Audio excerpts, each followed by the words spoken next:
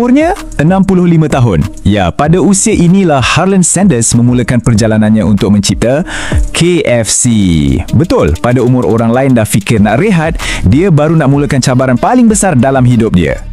Tapi kan, untuk kita faham kejayaan luar biasa dia, kita kena undur sikit. Kita kena tengok dulu liku-liku hidup dia yang penuh dengan kegagalan. Ini bukan kisah kejayaan sekelip mata. Langsung bukan.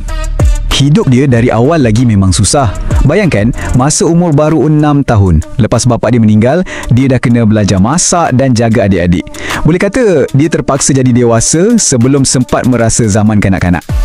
Dia cuba macam-macam kerja. Jadi askar, Captain Ferry, peguam, jurujual, you name it. Dia dah cuba. Tapi malangnya, satu demi satu tak menjadi. Macam-macam kerja dia buat, tapi semuanya gagal. Satu rentetan kegagalan yang tak nampak penghujungnya. Akhirnya, bila umur dia masuk 40-an, nampak macam nasib dia nak berubah. Dia buka sebuah restoran kecil dan ayam goreng dia jadi bualan ramai. Tapi, tuah tak lama. Tiba-tiba, sebuah lebuh raya baru dibina dan semua pelanggan dia hilang macam tu je. Sekali lagi, dia jatuh terduduk, kehilangan segalanya. Lepas hilang restoran tu, hidup dia betul-betul jatuh merudum. Dan dari sinilah ujian sebenar semangat dia bermula. Ini adalah fasa yang paling dramatik dalam hidup dia. Umur dah 65 tahun. Cek pension pertama dia sampai. Agak-agak berapa isinya? Cuma $105. Bagi kebanyakan orang, ini dah kira game over, dah tamat. Tapi bagi Harlan Sanders, ini baru permulaan. Jadi apa plan dia? Dengan duit pencen yang tak seberapa tu dan sebuah kereta buruk, dia mulakan satu misi yang orang kata memang gila. Dia tidur dalam kereta, pusing satu negara, ketuk pintu setiap restoran, cuba jual satu-satunya harta yang dia ada, resepi ayam goreng rahsia dia tu. Dan anda tahu tak berapa kali dia kena reject? Bukan 10, bukan 100.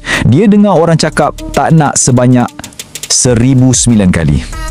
Cuma bayangkan, lebih 1000 kali orang tutup pintu depan muka dia.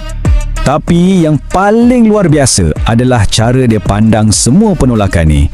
Dia tak nampak tu sebagai kekalahan. Bagi dia, itu cuma proses. Proses untuk cari 1009 tempat yang salah supaya dia boleh jumpa satu tempat yang betul. Mindset yang sangat hebat. Sebabnya, lepas beribu kali kena tolak, apa yang anda perlukan sebenarnya hanyalah satu ya. Satu ya yang boleh ubah segalanya. Inilah dia, detik penentu tu. Lepas 2 tahun merantau dan kena reject lebih 1000 kali, akhirnya ada sebuah restoran kecil di Utah yang bersetuju untuk cuba resepi dia. Satu je, tapi itulah yang memulakan sebuah revolusi. Dan dari satu yes tu, boom, semuanya meletup. Franchise pertama jadi berpuluh-puluh, lepas tu beratus-ratus. Dalam masa beberapa tahun je, nama Kentucky Fried Chicken ni ada kat mana-mana. Memang satu perubahan yang sangat drastik berbanding hidup dia yang berpuluh-puluh tahun gagal sebelum ni. Dan ingat tak, laki yang mula dengan cek $105 tu, pada tahun 1964, dia jual syarikatnya dengan harga $2 juta. Satu empire yang dibina daripada sisa-sisa kegagalan. Jadi, apa sebenarnya resepi rahsia kolonel ni? Sebenarnya, ia bukan pasal 11 herba dan rempah tu sangat pun. Ada resepi lain yang jauh lebih penting. Nah, inilah dia ramuan rahsia yang sebenar. Kisah dia ajar kita yang umur tu cuma nombor. Bila orang tolak kita, itu bukan penamat, tapi mungkin petunjuk untuk kita ke arah yang lain. Dan yang paling penting, kita kena percaya pada diri sendiri. Terutamanya bila tak ada orang lain pun yang percaya pada kita. Kejayaan tu selalunya muncul betul-betul lepas kita rasa nak mengalah. Jadi, saya nak tinggalkan anda semua dengan soalan ni untuk direnungkan.